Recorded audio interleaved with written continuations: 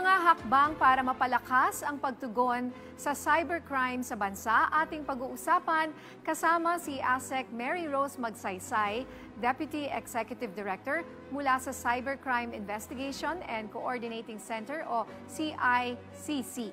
Magandang tanghali po, ma'am. Welcome sa Bagong Pilipinas ngayon. Magandang hapon din sa iyo at sa iyong mga nanonood at nakikinig. Ito po si Mary Rose Magsaysay, ang inyong ASEC dito sa cybercrime.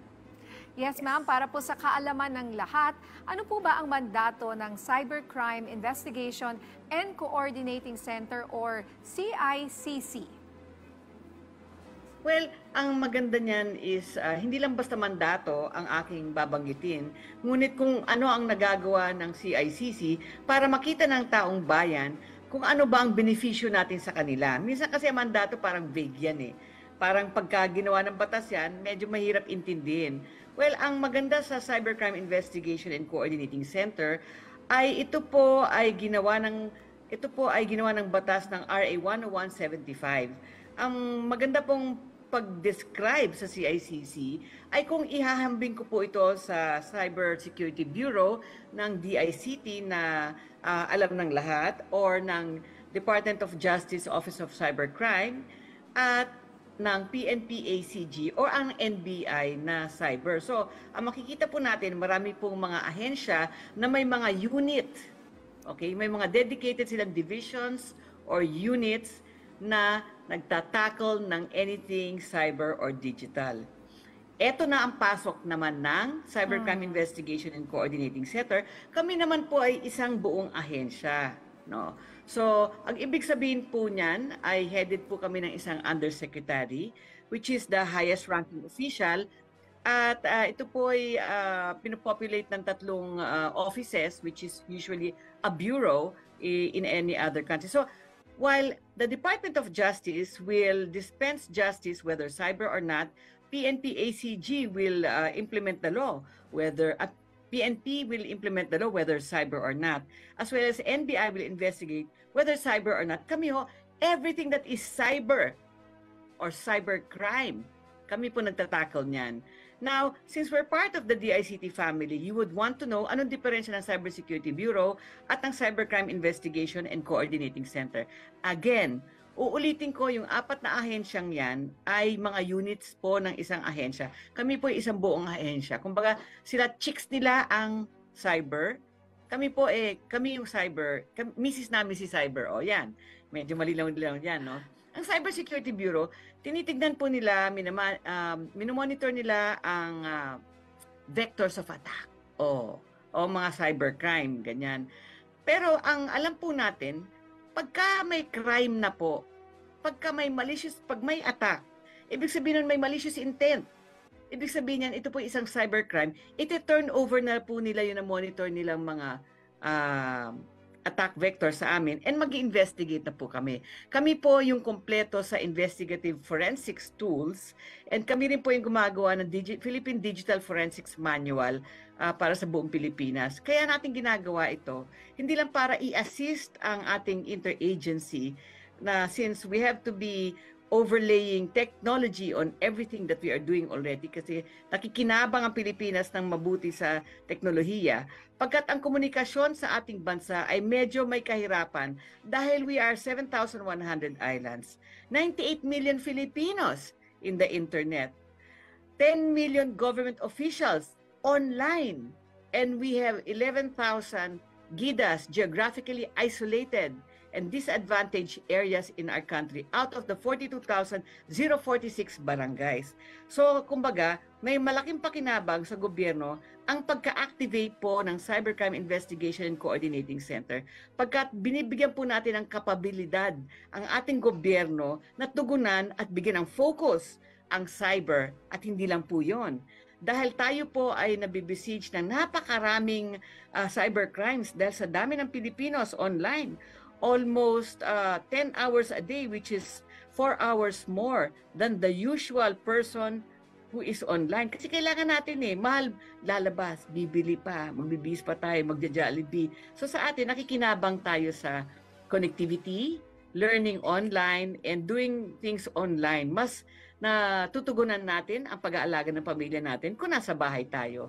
At ang mga bata na nakinabang, nag-aaral from home, no, ang mga negosyo. So ito, dahil sa dami ng mga nangyayari online, ang Cybercrime Investigation and Coordinating Center ay nag-isip ng mga paraan upang matugunan natin ang problema in all the dimensions na dapat natin gawin. Okay. On a global perspective, ang CICC po ay nagkaroon ng 100 bilats, hindi multilateral, multilateral lang sa DOJ. 100 bilaterals po tayo para ang cross-border na very unique trait ng being online ay magkaroon po tayo ng komunikasyon sa mga 100 bansa to para respetuhin po nila ang mga Pilipino online, respetuhin nila ang skill sets ng Pilipinos online, and alam mo na, para madali ang investigative procedures na meron tayong relasyon sa 100 bansang to.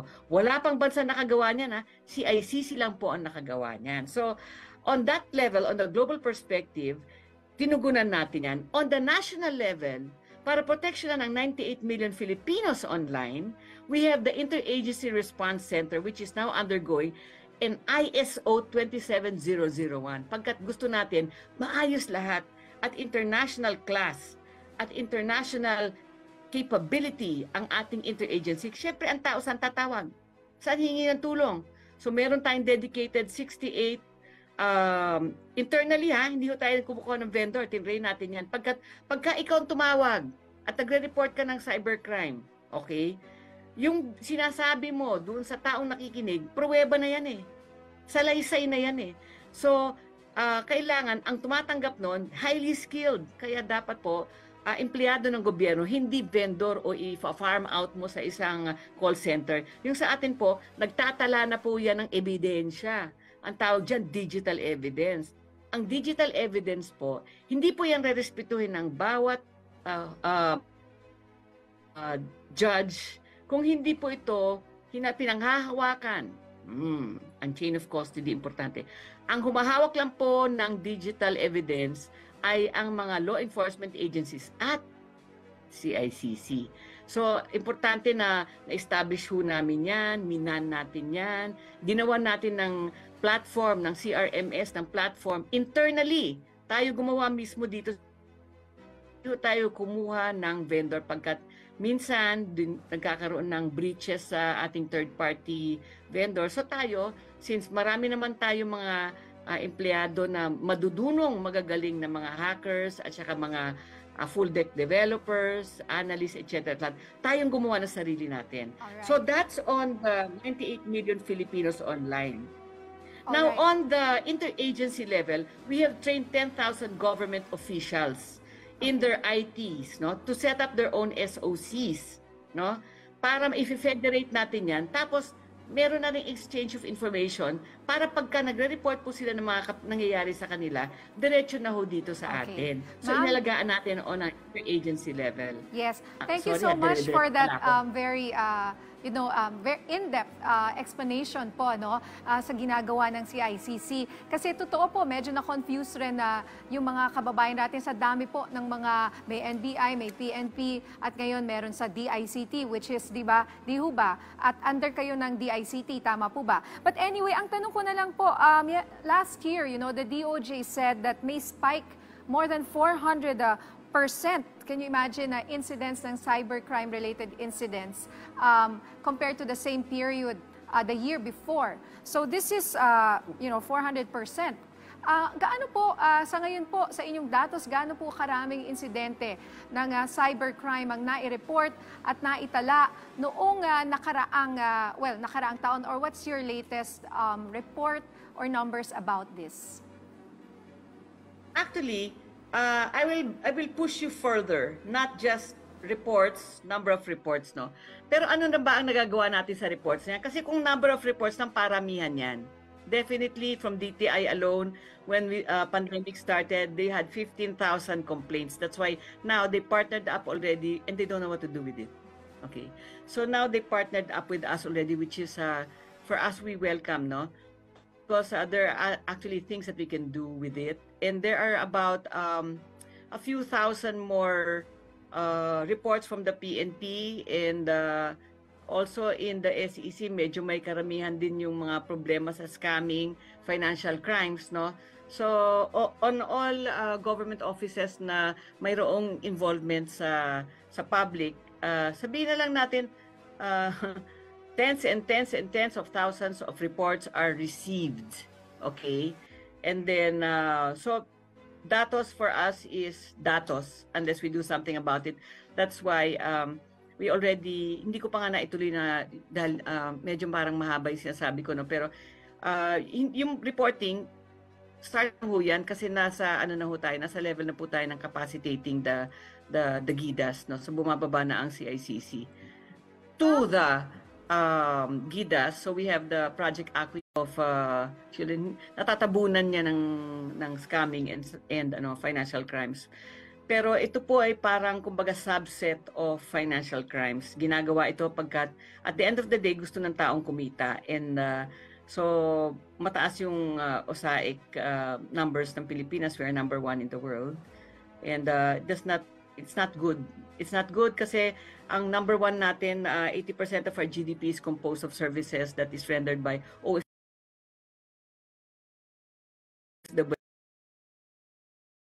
Number 1 kayo sa OSAIC. So I think you have to help us, PTV4, na umabot sa kasuluk-sulukan na turuan natin ng mga tao. Magkaroon ng other alternatives instead of having to be number 1 in OSAIC cases. Well, definitely, all of this is financial crimes. Everybody's doing those crimes. It's for the money. Nakakalungkot po yung sinabi ninyo na number 1 po in the world yung online sexual exploitation sa Pilipinas. Ano po yung ating maginagawa para ito ay kahit papano naman ay matulungan po natin ang ating mga kababayan na nagiging biktima ng sexual exploitation na ito? Minsan po kasi sariling kamag-anak, sariling magulang ang nagbibiktima sa kanilang mga kamag-anak. Ay nako, buti na banggit mo yan.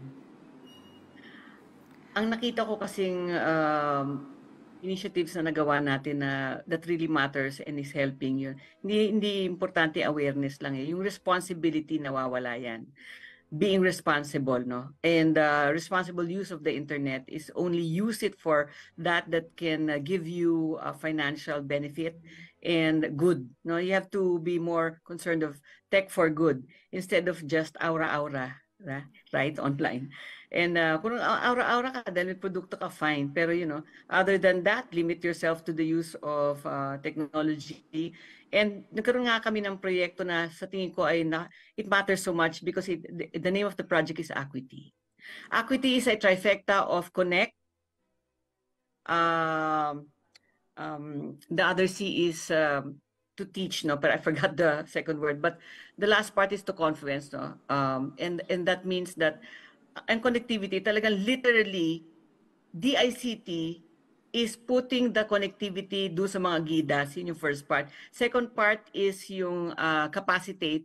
So binibigyan natin na una, tinuturuan natin sa kanila in their language kung ano yung ginagawa nila, kung ano yung ginagawa nila na mali at tama. And then binibigyan natin sila ng technology skills, no? So para mabigyan sila ng other sources of income. And then Confluence is patuloy na pagbigay sa kanila ng informasyon at pagtanong kung anong kalagayan nila.